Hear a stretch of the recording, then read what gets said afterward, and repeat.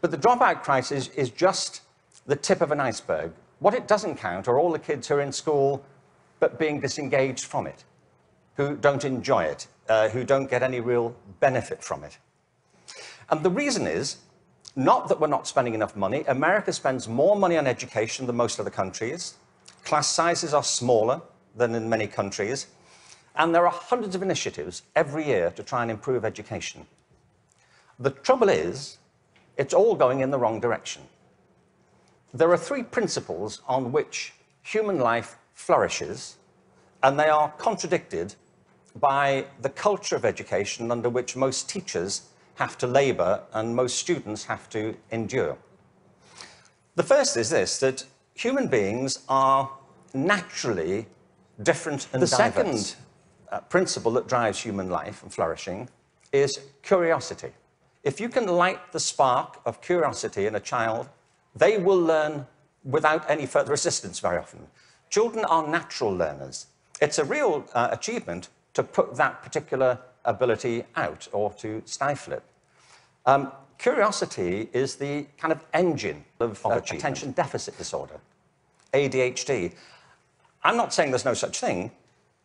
I just don't believe it's an epidemic like this. If you sit kids down hour after hour doing low-grade clerical work, don't be surprised if they start to fidget, you know, teachers.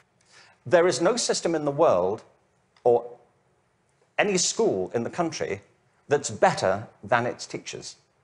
Teachers are the lifeblood of the success of schools. But teaching is a creative profession. Teaching properly conceived is not a delivery system. You know, you're not there just to pass on received information. Great teachers do that. But what great teachers also do is mentor, stimulate, provoke, engage. You see, in the end, education is about learning. If there's no learning going on, there's no education going on. And people can spend an awful lot of time discussing education without ever discussing learning. The whole point of education is to get people to something, but not really achieving it. It's like dieting. It's a very good example, you know. There he is, he's dieting. Is he losing any weight? Not really. Teaching is a word like that. You can say, there's Deborah, she's in room 34, she's teaching. But if nobody's learning anything, she may be engaged in the task of teaching, but not actually fulfilling it. The role of a teacher is to facilitate learning. That's it. And part of the problem is, I think, that the culture of, the dominant culture of education has come to focus on not teaching and learning, but testing. So in place of curiosity, what we have is a culture of compliance. Our children and teachers are encouraged to follow kind of routine algorithms rather than to excite that power of imagination and curiosity. And the third principle is this, that human life is inherently creative. It's why we all have different resumes. We create our lives and we can recreate them as we go through them. It's the common currency of being a human being. It's why human culture is so interesting and diverse and dynamic.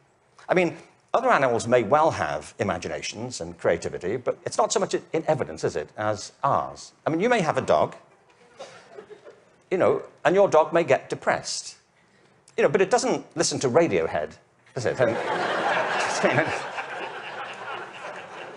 sit staring out the window with a bottle of Jack Daniels. And you say, would you like to come for a walk? He said, no, I'm fine. No. You go, I'll wait, I'll go. We all create our own lives through this restless process of imagining alternatives and possibilities. And one of the roles of education is to awaken and develop these powers of creativity. But what all the high-performing systems in the world do is currently what is not evident, sadly, across the systems in America. I mean, as a whole. One is this. They individualize teaching and learning. They recognize that it's students who are learning, and the system has to engage them, their curiosity, their individuality, and their creativity. That's how you get them to learn.